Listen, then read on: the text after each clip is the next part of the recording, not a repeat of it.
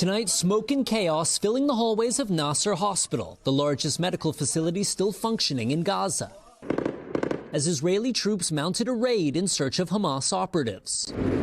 Israel army try to enter Nasser Hospital now. Israeli special forces storming inside in the early hours of the morning.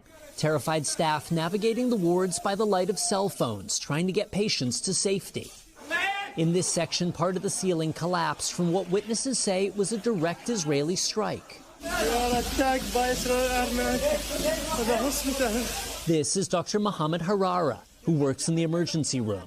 Our camera crew in Gaza has followed him for weeks, as night after night he's treated a flood of the wounded. He stayed at the hospital even as Israel ordered displaced people to evacuate.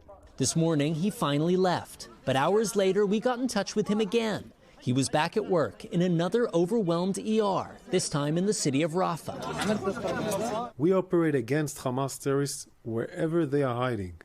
Last month, a former hostage told the Associated Press that Hamas held her and over 24 hostages inside Nasser Hospital. Israel says hostages' bodies may still be there.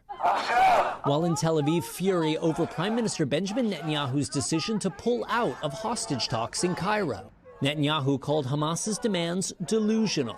These families are blocking traffic in front of Israel's defense ministry. They're demanding the government make a deal to bring the hostages home now.